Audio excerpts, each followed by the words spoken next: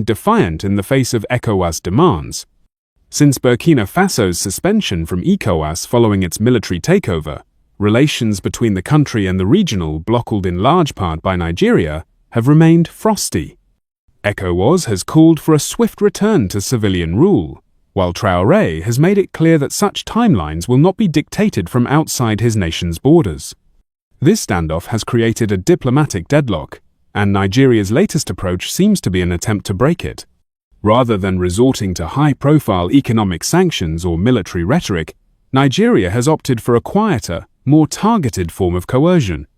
By slowing the flow of goods at key checkpoints and tightening customs inspections along the Niger corridor, a crucial trade route for landlocked Burkina Faso, Nigeria is using economic levers to create logistical friction. The goal is not to provoke open hostility, but to make daily governance more difficult for the Traoré administration, thereby incentivizing a return to negotiations on ECOWAS terms. Though these actions have not been formally announced, evidence of their implementation has emerged in the form of increased delays, border disruptions, and growing complaints from Burkinabe traders and transport companies. Several business associations in Burkina Faso have reported unexplained holdups at border posts and a rise in transport costs, which they attribute to non-transparent inspection protocols and new layers of bureaucracy introduced by Nigerian border authorities. The effects, while not crippling, are beginning to cause a ripple of economic stress within Burkina Faso's already fragile economy. From Nigeria's perspective, this approach offers plausible deniability. It allows the Tinubu administration to avoid direct accusations of aggression while still applying leverage where it hurts commerce and trade. Moreover, by routing the restrictions through Nigerian intermediary state that has its own complex relations with both Nigeria and Burkina Faso, Nigerian government can deflect some of the diplomatic fallout. It's a sophisticated tactic that reflects a deeper geopolitical play rather than a simple bilateral dispute. The underlying motive behind this maneuver is clear: to force Captain Ibrahim Traoré back to the negotiating table with ECOWAS. Nigeria, as the most powerful member of the bloc, views Traoré's prolonged military-led government as a destabilizing force within the region and a dangerous precedent for other nations. By tightening the economic screws, Nigeria hopes to undermine internal support for Traoré and compel him to accept a roadmap for democratic transition that aligns more closely with ECOWAS standards. However, this quiet campaign is not without risk. It threatens to further alienate Burkina Faso and could deepen anti-Nigerian sentiment within Francophone West Africa, where resentment toward perceived Anglophone dominance in ECOWAS is already simmering. Furthermore, if Traoré chooses to respond with his own economic or diplomatic countermeasures, the conflict could escalate beyond subtle economic pressures into a more overt regional rift. In the meantime, the people of Burkina Faso are beginning to feel the strain, though many remain unaware of its origins. What appears to be a matter of trade logistics on the surface may, in fact, be the front lines of a complex geopolitical chess game playing out quietly in the background. Whether Nigeria's soft sanctions will succeed in forcing a shift in Traoré's position remains uncertain. What is clear, however, is that the battle for West Africa's political future is no longer just about public speeches or summit declarations. It is now being fought through supply chains, customs offices, and cross-border commerce. In response to the mounting economic pressure believed to be orchestrated by Nigeria, Captain Ibrahim Traoré of Burkina Faso issued a strong and pointed message to both regional leaders and his people. Addressing the nation in a rare, highly anticipated televised speech, Traoré made it clear that Burkina Faso would not yield to external coercion, no matter how subtle or persistent. With measured words and a composed yet firm tone, he declared, "Burkina Faso does not bow to any power, no matter how great." This statement, though brief, struck a powerful chord across the region and signaled the beginning of a more assertive phase in the ongoing standoff. Rather than adopting a confrontational or inflammatory stance, Traoré's speech carried a tone of quiet defiance, couched in a broader appeal to dignity, sovereignty, and African unity. He did not name Nigeria directly, nor did he mention ECOWAS or any specific nation, yet the implications were clear. His message was one of resistance, not just against economic measures or political pressure, but against a broader dynamic that he and many of his supporters see as neo-colonial in nature: the persistent attempts by dominant regional players to impose their will on smaller or militarily governed states. Central to Traoré's message was the concept of mutual respect. He emphasized that peace and stability in West Africa cannot be achieved through threats, sanctions, or intimidation, but only through recognition of each nation's right to chart its own course. True peace, he said, cannot exist where respect is absent. Cooperation must be built on equality, not on fear, manipulation, or superiority.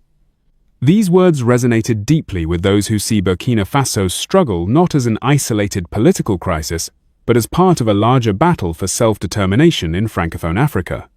Traoré's statement also served to bolster his domestic standing, coming at a time when rumors of regional isolation and economic strangulation were beginning to circulate. His speech projected strength and confidence. He framed Burkina Faso as a nation under siege not by open warfare, but by economic and diplomatic pressure, and positioned his government as a protective shield standing up for national dignity. This rhetoric played well among a population already hardened by years of insecurity and instability. For many Burkinabe, Traoré's words offered a sense of pride and defiance in the face of what they view as injustice from more powerful neighbors. Internationally, the speech was met with mixed reactions. Some diplomatic observers viewed it as unnecessarily provocative, warning that it could further widen the rift between Burkina Faso and key ECOWAS states. Others, however, saw it as a calculated and necessary response to what they described as Nigeria's overreach. In certain circles, especially among youth movements and Pan-Africanist intellectuals, Traoré was praised for his poise and principle. Hashtags like #RespectTraoré and #SovereigntyMatters began trending on social media platforms throughout the region, reflecting growing support for his uncompromising stance. Traoré's government also moved quickly to turn rhetoric into policy. In the days following the speech, Burkina Faso announced plans to accelerate the creation of an alternative trade network in partnership with Mali, Niger, and potentially Algeria, circumventing the need to rely on traditional ECOWAS-linked routes. This initiative, still in early stages, was framed as a strategic pivot toward regional independence. While some analysts questioned the feasibility of such a shift, its symbolism was undeniable. Burkina Faso was no longer waiting for ECOWAS to change it, was preparing to move forward without it. In essence, Traoré's televised response was more than a speech. It was a declaration of political philosophia vision for a new model of African cooperation based on sovereignty and respect, rather than hierarchy and pressure. Whether this vision will succeed remains to be seen. But in delivering it, Traoré has signaled that Burkina Faso will not be a passive actor in West Africa's unfolding geopolitical drama. It will defend its path, its dignity, and its future even, if it must do so alone. In the wake of increasing economic friction and regional isolation, Burkina Faso's transitional president, Captain Ibrahim Traoré, unveiled an ambitious plan aimed at securing his country's economic sovereignty and reducing dependence on traditional trade routes dominated by Nigeria. In a decisive move that signals a broader geopolitical shift, Traoré announced the formation of a new trade alliance with neighboring countries Mali, Niger, and potentially Algeria, bypassing corridors controlled or influenced by Nigeria and ECOWAS-aligned partners.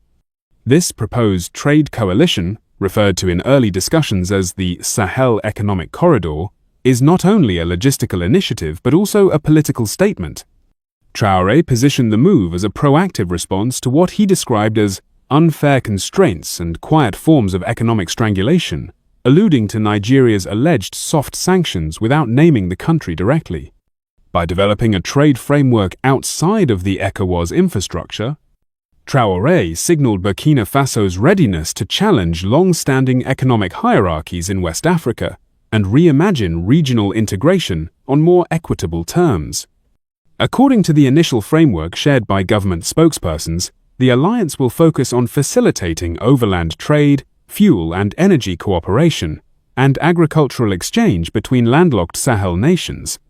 The inclusion of Algerian influential North African country with access to Mediterranean ports is a strategic element of the plan.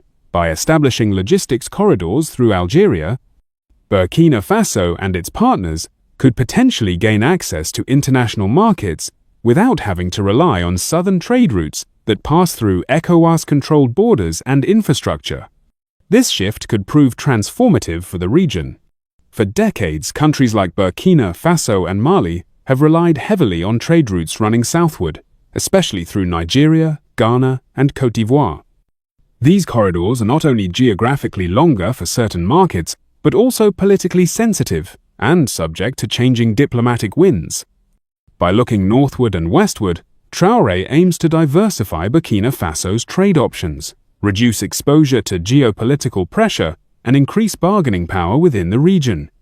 Critics argue that such a realignment could lead to further fragmentation within ECOWAS and disrupt economic cohesion across West Africa. However, Traoré and his administration present the plan as a necessary correction to a system that, in their view, has concentrated power in the hands of a few dominant players while sidelining the interests of smaller or non-democratically governed states. The message is clear. If Burkina Faso is not treated as an equal partner in existing structures, it will help build new ones. The announcement also served a domestic function. Amid rising concerns about inflation, supply chain disruptions, and declining cross-border trade, Traoré's proposal reassured citizens that his government was not standing still. Instead, it was actively seeking alternatives to protect the country's economy. The promise of new trade deals, improved infrastructure, and regional solidarity with allies facing similar challenges resonated with a population eager for stability and self-reliance. Traoré's outreach to Mali and Niger was especially symbolic. All three nations have recently experienced military-led transitions and have grown increasingly skeptical of ECOWAS leadership, particularly its punitive approach to political transitions. By aligning more closely, these countries hope to present a united front both politically and economically against what they perceive as external interference and imbalanced power structures. In practical terms, the success of the Sahel Economic Corridor will depend on significant logistical coordination, infrastructure, investment, and diplomatic finesse. Building new roads, customs agreements, and supply chains through relatively unstable regions will not be easy. Yet for Traoré, the political and symbolic value of launching the initiative may be just as important as its eventual completion. It is a declaration that Burkina Faso will no longer accept economic dependence as the price of regional participation. This plan represents more than a trade shift, it's a reimagining of how power, economics, and independence are distributed across West Africa. Whether it becomes a functional economic bloc or remains a symbolic gesture, it has already made one thing clear. Burkina Faso, under Traoré's leadership, is no longer content to play by rules written by others. It seeks to help write a new chapter in the region's future, one based on mutual benefit, autonomy, and respect. Nigeria's response to Burkina Faso's recent announcements and strategic realignment came swiftly and with unmistakable disapproval. In a statement delivered by the official spokesperson for President Bola Ahmed Tinubu, the Nigerian government sharply criticized the Traoré administration's actions, accusing Burkina Faso of fostering division within the economic community of West African states, ECOWAS. The tone was firm and the message was clear. Burkina Faso's moves were not merely acts of national sovereignty, but were being interpreted by Nigeria as a direct challenge to regional unity and the integrity of the ECOWAS bloc. The path being taken by certain actors, the spokesperson said without explicitly naming Traoré, risks undermining the foundations of cooperation that West Africa has worked for decades to build. Fragmentation is not progress. Isolationist strategies disguised as independence movements may feel empowering in the short term, but in the long run, they weaken the collective fabric of the region. Although the Nigerian presidency attempted to frame the message in terms of regional solidarity and shared responsibility, the subtext was unmistakably confrontational. It was not simply a statement of disagreement, but a warning. Nigerian officials signaled that Burkina Faso's growing ties with other transitional regimes, such as Mali and Niger coupled with its new trade alliance, conceptualized a threat not only to ECOWAS as an institution, but also to the broader security and economic stability of West Africa. The Tinubu administration's concerns appeared twofold. First, it feared the emergence of a parallel bloc of military-led governments that could erode ECOWAS's legitimacy and challenge its traditional leadership role, largely spearheaded by Nigeria. Second, it viewed the creation of new trade corridors outside the ECOWAS framework as a destabilizing force, potentially disrupting established economic flows, weakening collective bargaining power, and encouraging further disunity among member states. One high-ranking Nigerian foreign policy advisor, speaking anonymously to local media, went so far as to describe the actions of Burkina Faso as the first crack in the wall of West African integration. If we allow this, he warned, what stops others from bypassing ECOWAS the moment they disagree with the bloc's policies? We will end up with a patchwork of self-interested coalitions that have no loyalty to shared vision or regional development. In more diplomatic circles, the response was equally uneasy. Some Nigerian policymakers expressed concern that escalating tensions could result in retaliatory economic measures or even border instability.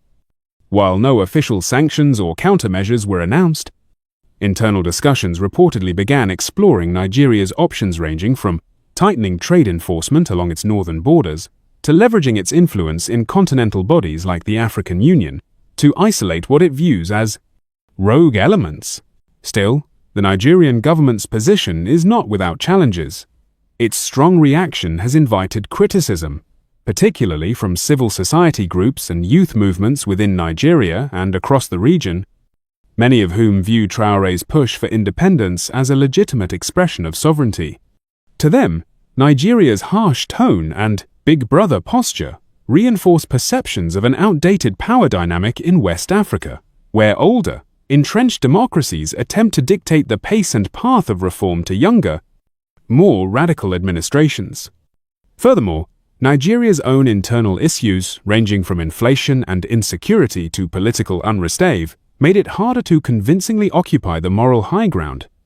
Critics have pointed out the irony of Nigeria warning about regional instability when it is still grappling with its own domestic governance challenges. Nonetheless, from the perspective of the Tinubu administration, Burkina Faso's actions represent a strategic threat. And while diplomatic language has thus far been maintained, there is an undeniable edge of urgency in Abuja's tone. There must be a return to responsible dialogue, the presidential spokesperson concluded. We cannot allow personal ambition or ideological experimentation to tear apart what generations of West Africans have struggled to build.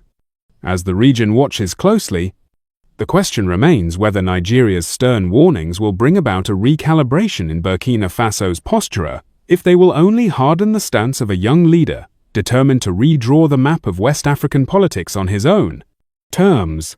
The public reaction to the escalating tension between Burkina Faso and Nigeria, particularly following Ibrahim Traoré's bold statements and the announcement of a new trade alliance, was nothing short of explosive, especially on social media platforms. Across West Africa, and particularly among the youth, support for Traoré surged.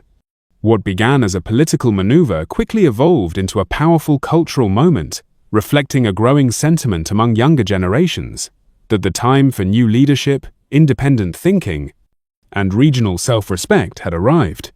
Almost immediately after Traoré's televised speech went viral, hashtags such as #RespectTraoré and #West Africa Not For Sale began trending on X, formerly Twitter, Facebook, and TikTok. These digital slogans were not only expressions of solidarity, but also symbols of a wider frustration with the current political status quo across much of the region. In the eyes of many young West Africans, Traoré's defiance wasn't just about Burkina Faso, was a stand-in for every youth-led movement that had been silenced, sidelined, or suppressed in recent years. Videos of Traoré's calm but firm delivery were remixed into inspirational clips, set against background music ranging from Afrobeat to traditional Sahel melodies. Graphic designers and meme creators quickly flooded Instagram and Twitter with striking visuals of Traoré, accompanied by quotes like, "We bow to no one. This is not about power, it's about dignity." Africa must not be for sale. The digital atmosphere became a groundswell of admiration. Many young people praised Traoré not just for what he said, but for how he said it, measured, composed, yet unwavering. For a generation often disillusioned by political theatre and empty promises, his delivery struck a chord. He wasn't shouting, he wasn't grandstanding. He was simply asserting what many saw as the long-neglected principle of African self-determination. This wave of online support was not confined to Burkina Faso. In Mali, Niger, Guinea, Senegal, and even parts of Nigeria itself, youth activists, bloggers, and influencers began speaking out in Traoré's favor. Some criticized Nigeria's approach to ECOWAS as heavy-handed, accusing it of attempting to dominate the region under the guise of preserving stability. The growing popularity of hashtags like Number Sovereignty Matters and Number African Unity from Below reflected a grassroots resistance to top-down control and a yearning for a more people-centered regional identity. Public protests in support of Traoré were also reported in Ouagadougou and Bamako, albeit small and mostly symbolic. Demonstrators held signs bearing slogans such as "Respect our leaders," "Down with economic bullying," and "United Sahel now." These gatherings were peaceful, but they sent a clear message. The public, especially the youth, was no longer passive. They were watching, reacting, and demanding a new narrative. Even within Nigeria, the backlash was evident. Prominent Nigerian youth activists, university students, and civil society leaders took to social media to distance themselves from their government's stance. Some expressed shame that Nigeria, long considered a leader of African unity, was now seen as weaponizing trade routes to silence political divergence. Posts calling for intergenerational dialogue and a re-evaluation of ECOWAS's tactics began gaining traction, suggesting that even within the bloc's most powerful member, dissent was brewing. What this social media response made undeniably clear was that Ibrahim Traoré had become more than a national leader, he had become a regional symbol. To many, he represented youth, resistance, independence, and dignity. His ability to remain composed while asserting his nation's sovereignty made him, at least temporarily, a hero in the eyes of many across the Sahel and beyond.